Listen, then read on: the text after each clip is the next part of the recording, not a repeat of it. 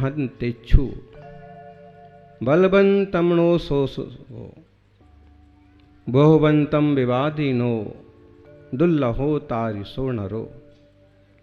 ऐसा व्यक्ति ढूंढना मुश्किल है जो महान हो और महानता की इच्छा ना करता, जो बलवान हो और शोषण ना करता, बुद्धिमान हो और विवाद ना करता। दुर्लभो तारिसो नरो, ऐसा व्यक्ति बहुत मुश्किल है, दुर्लभ है। महंतम नो महत्वेक्षु, खुद महान है, बड़ा है और महत्वता की इच्छा ना करे, ऐसा आदमी मिलेगा? बहुत मुश्किल है। अगर वो किसी कंपनी के मालिक हैं, किसी संस्था के अध्यक्ष हैं, किसी तरह से प्रतिष्ठित हैं और उनको वैसा मान ना मिल पाए,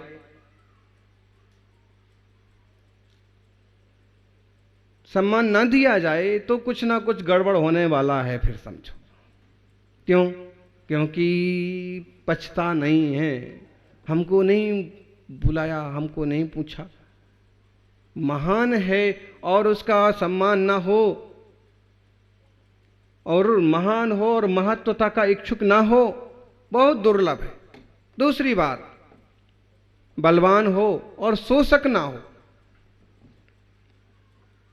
अक्सर कार आप लोग देखे हैं, पिक्चर देखते हैं कि कोई जमींदार टाइप का व्यक्ति होता है, चौधरी होता है, ठाकुर होता है, और फिर अपना जनता पर रुआब जनाता है, कितने लोगों को पीटता है, कितने लोगों से खेती करवाता है, वसूल करता है। और बलवान है तो वो अपनी बलवत्ता दिखाता है, शोषण करता है, परेशान करता है। लेकिन ऐसा व्यक्ति मुश्किल है कि बलवान हो और शोषण ना करता। तीसरी बात है कि बुद्धिमान हो और विवाद ना करता। आप देख लो पंडितों को, जितने बखेड़े खड़े किए हैं, किसने किए? अधिकतम पंडितों ने, अथवा पंडित बुद्धि वाले दो चार साधुओं ने। साधु तो क्या बोले, फिर भी ऐसे एक दो उपद्रवी हैं कि साधु तो कहलाते हैं, लेकिन लक्षण पंडितों जैसे। पंडित भी कुछ ऐसे हुए हैं कि बड़े शालीन होते हैं, लोगों को जोड़ने पर विश्वास रखते हैं, लेकिन फिर भी ढूंढना मुश्किल है कि बुद्धिमान हो और विवाद ना करे। और अगर कोई व्यक्ति ऐसा है तो समझ लो ये कोई सचमुच महापुरुष है। तीर्थंकर भगवान ऐसे होते हैं कि महान होते हैं, फिर भी महानता की इच्छा नहीं होती। बलवान होते हैं, फिर भी किसी का शोषण नहीं करते। बुद्धिमान होते हैं, जन्म से ही अवधि ज्ञान के धारी होते हैं, केवल ज्ञान पा लेते हैं, फिर भी किसी तरह के विवाद। तीर्थंकर भगवान ऐसे होते हैं। कोई विशिष्ट मुनिराज ऐसे होते हैं, और कोई एकाध सौभाग्यशाली श्रावक भी ऐसा होता है कि धनवान है फिर भी किसी का शोषण नहीं करता है, गुरूर नहीं करता। बुद्धिमान है फिर भी अपने ज्ञान का बघार नहीं लगाता है, पंथवाद पक्षपात को हवा नहीं देता है, लोगों को जोड़ने पर भरोसा रखता है। और महान होने के बाद भी कहीं किसी से चूक हो गई, मान सम्मान ना मिल पाया, तो बहुत जल्दी रूठता नहीं है। वरना अब तो समय बदल गया है, वरना शादियों में, विवाहों में क्या होता था, कन्या पक्ष को, लड़की वालों को प्रायः कमजोरी समझा जाता था, और लड़के वालों के साथ एक आध मामा, एक आध ऐसा ऊट पटांग आदमी जरूर साथ में जाता था कि अच्छे जीजा पीजा जो भी हो, अच्छे खासे कार्यक्रम में कुछ ना कुछ तो, हाँ कुछ ना हो तो यही कहने लग जाएगा कि पकवानों की लिस्ट में तो इतने नाम लिखे थे, इसमें तो एक कम है। कुछ ना कुछ वो निकालेगा। तुमने तो दूल्हे की अगवानी मर्सिडीज कार से करने की कहा था, और ये तो दूसरी कंपनी की है। कुछ ना कुछ बखेड़ा, आसन ऐसा लगा तो सिंहासन ऐसा लगा तो मंच वैसा बना, तो लड़की का मामा क्यों नहीं आया, तो बुआ कहाँ है, तो हम कुछ ना कुछ करके बखेड़ा करना।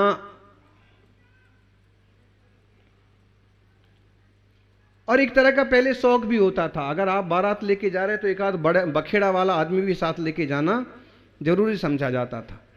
उससे लड़के वालों की इज्जत बड़ी हुई समझी जाती थी, होती थी फजी थी, हो तो रही समझदार लोगों की नज़र में कि कैसे बेवकूफ़ लोग हैं, जिंदगी भर के लिए रिश्ते बना रहे हैं और ये ऐसे खुदरपात कर रहे हैं।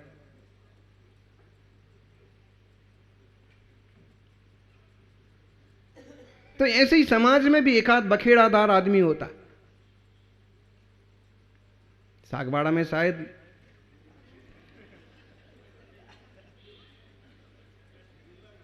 दुर्लभ है।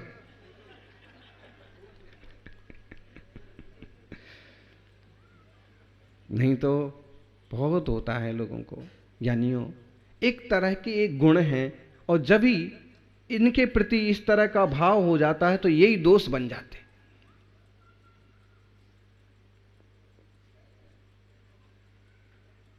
एक नीति है, विद्या विवादाय धनम मदाय शक्ति परेशान परपीड़नाय खलस्य साधो विपरीतमेतम ज्ञानाय दानाय च रक्षणाय। तीन चीजें हैं और बहुत महत्वपूर्ण गुण है ये। अगर ये मनुष्य में है तो सचमुच महान है वो। विद्या, धन और बल। किसी राजा में ये हो तो उसकी शोभा कई गुना बढ़ जाएगी, किसी श्रावक में ये हो उसकी कई गुना शोभा बढ़ जाती, और अगर ये चीजें ना हो तो सामान्य गिना जाता है।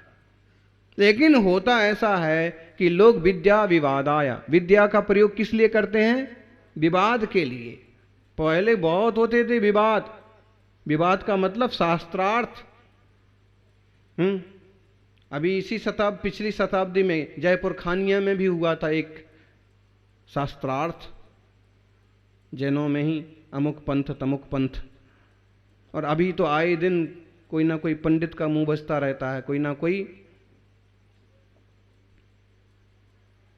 विद्या को विवाद का साधन बना लिया। यानी क्या मतलब है?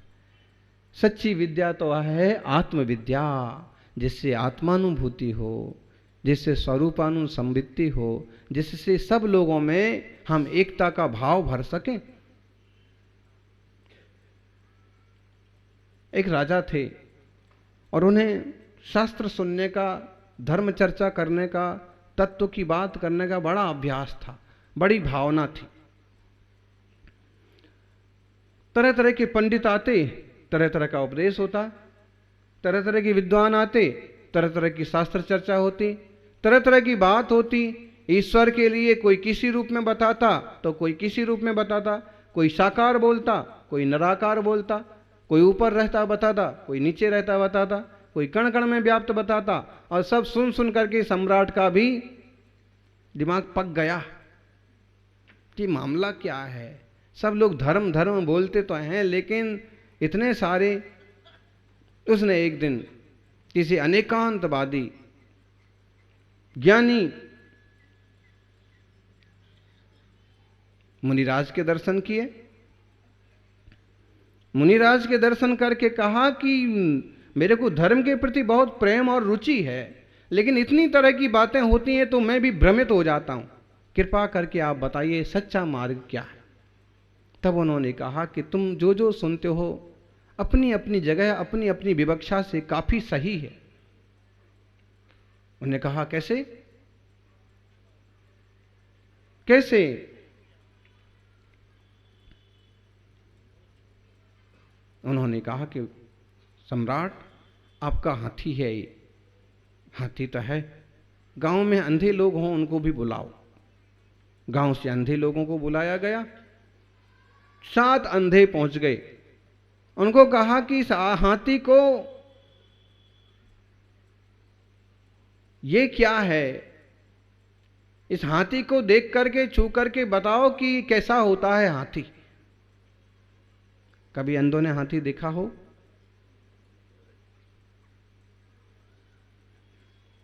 कभी अंधों ने हाथी देखा हो तो बताएं। जिसको पकड़ में जो आ गया, एक अंधे के हाथ में पकड़ में आ गया पांव, वो कहता है कि हाथी तो एकदम मजबूत खंबे जैसा है। एक को पकड़ में आ गई पूंछ, वो कहता है झाड़ू जैसा है। एक को पकड़ में आया सूंड, वो कहता है कि केले के पेड़ जैसा है। एक को पकड़ में आया कान, उसने कहा बिल्कुल सुपड़ी जैसा है, सूपे जैसा है। किसी को पकड़ में आया पेट, उसने कहा हाथी तो दीवार जैसा है, पहाड़ जैसा है। जिसको जो पकड़ में आया उसने वो पकड़ के अपनी अपनी व्याख्या चालू कर दी, और फिर जिस दूसरे ने जो कुछ कहा था उससे झगड़ा भी चालू कर दिया है। जिसने दांत पकड़ा था और जिसने कहा था कि हाथी तो एकदम कठोर लकड़ी की तरह है, उससे भी झगड़ा चालू हो गया। आपस में एक दूसरे का सिर फोड़ा उगल। वो तो यही था कि आंखें नहीं थीं, तो अंधेरे में लठ पीटना चालू किया। किसी का सिर फूटा, किसी का हाथ टूटा। कहते सम्राट ने कहा ठहरो, क्या कर रहे हो? ये गलत बोलता है, ये गलत बोलता है, ये गलत बोलता है, और एक दूसरे पर दोषारोपण। मुनिराज ने कहा शांत हो जाओ। राजा को कहा कि राजन बस यही मामला है धर्म के मामले में, कि साक्षात धर्म का साक्षात्कार तो किसी ने किया नहीं, आत्मानुभूति रूप साक्षात्कार किसी ने किया नहीं, सर्वज्ञत्व शक्ति को, सर्वज्ञ भगवान को किसी ने समझा नहीं, देवशास्त्र गुरु की सच्ची परिभाषा तक समझ में आई नहीं, और धर्म की व्याख्या करने के लिए चल पड़े, इसलिए सिर फूट रहे हैं। मिलता कुछ नहीं है। तो फिर भगवान सच में धर्म क्या है? उन्होंने कहा कि इन सातों की बातों को मिला दो तो जैसे हाथी बन जाता है, वैसे ये टुकड़े टुकड़े गैंग को मिला दो तो धर्म बन जाता है। जो एक एक पक्ष मान रहे हैं ना, ये भूल है। अगर इन सबों को एक बात मालूम पड़ जाए कि जो हमने एक एक बात मानी है वस्तु में वो सारी व्यवस्थाएं हैं। फूल में लाल रंग भी है, फूल में हरा रंग भी है, फूल में अमुक जगह सफेद रंग भी है। अगर एक ही चीज पकड़ ली जाएगी तो सब गड़बड़ हो जाएगा। विवाद इसलिए हो रहा है क्योंकि लोगों ने गहराई से धर्म को, तत्व को समझा नहीं, और विद्या विवाद का साधन बन गई। हे राजन, धर्म तो बत्थु सहावो, वस्तु का स्वभाव है, रत्नात्रयात्मक है, आत्मानुभूति रूप है। धर्म तो ऐसा है। लेकिन जब तक सही धर्म को नहीं समझे तब तक एकांत करके लोग लड़ते हैं, और जब अनेकांत समझ में आता है तो अपने भीतर ही परमात्मा के दर्शन हो जाते। इसी को जैन धर्म में शादवाद, अनेकांतवाद सिद्धांत कहा गया। तो विद्या विवाद के लिए नहीं है। धनम मदाय, धन मद के लिए नहीं है। विद्या है सदुपयोग करो, आत्मज्ञान बढ़ाओ, आत्मस्थिरता बढ़ाओ, जिनको जरूरत है उनको ज्ञान दान करो, मार्गदर्शन करो। विद्या विवाद आया, धनम मदाय। कुछ लोग धन मद का साधन बन जाता है, अपने सामने दूसरे को कुछ भी नहीं समझते। धन मद के लिए थोड़ी है। धनम मदाया, दुष्ट लोगों के लिए धन मद का साधन बन जाता है, अहंकार का, ईगो का साधन बन जाता है। और शक्ति परेशान पर पीड़नाय, शक्ति किस काम के लिए बन जाती है? दूसरों को कष्ट दो, दुखी दो, पीटो। हाथ में डंडा ले लिया, कभी कुत्ते को मारा, कभी गाय को मारा, कभी पौधों को तोड़ा, कभी किसी गरीब आदमी को लगा दिया। और जितनी बड़ी शक्ति उतना ज्यादा उपद्रव करते हैं लोग। लेकिन शक्ति दूसरे को पीड़ित करने के लिए नहीं है। दुर्जन लोग ऐसा करते हैं कि शक्ति से दूसरों को कष्ट देते हैं।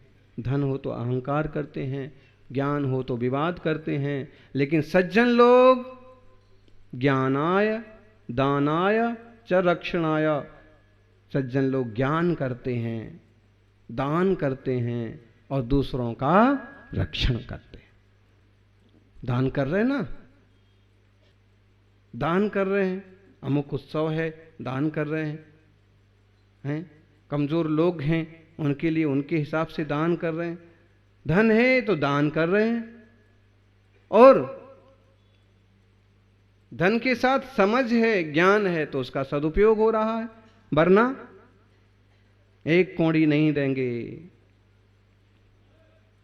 चमड़ी जाए पर दमड़ी ना जाए, और शक्ति है तो अपन रक्षा करें, कुछ नहीं तो अभय दान तो कर ही सकते हैं। देखभाल करके चलना, समझदारी से विवेक पूर्वक काम करना, ताकि अपने द्वारा किसी का मन ना दुखे, किसी को तकलीफ ना हो। आत्मार्थी सज्जनों, देखो होने को तो चामुंडराय जैसे लोगों को भी क्षण भर को अहंकार आ जाते, इतनी बड़ी गोमटेश्वर बाहुबली भगवान की मूर्ति मैंने बनवाई है, शायद आज तक के इतिहास में इससे बड़ी और सुंदर मूर्ति किसी ने नहीं बनवाई है। होने को तो देखो नेमी चंद्र आचार्य से जिन्होंने शास्त्र ज्ञान पाया, होने को तो थोड़ा सा अहंकार उनको भी हो गया, लेकिन जब अभिषेक की बारी आई तो एक बुढ़िया की लुटिया गजब कर गई। कहते हैं कुष्मांडिनी देवी ने यही सोचा था कि इस तरह के अहंकार में राजा को नहीं रहना चाहिए, तो महान श्रावक हैं, थोड़ा सा अहंकार इनको बड़ा नुकसान पहुंचा सकता है, और उसने एक रूप धारण करके जो बड़े बड़े घड़ों से अभिषेक ना हो पाया, एक छोटी सी नारियल की नरेटी लुटिया जिसे बोलते हैं अपन, उसको मिट्टी की लोटी भी बोल सकते हैं, और नहीं तो नारियल की कांचली, और उससे ये बताना चाहा कि जो सम्राट कर सकता है वो एक सादा व्यक्ति भी कर सकता है, और जो काम सम्राट से ना हो, कहो भक्ति वाले छोटे व्यक्ति से भी हो जाए। इसलिए अगर हमारे पास क्षमता है तो क्षमता के साथ साथ समता और भक्ति भी बढ़ती हुई होना चाहिए।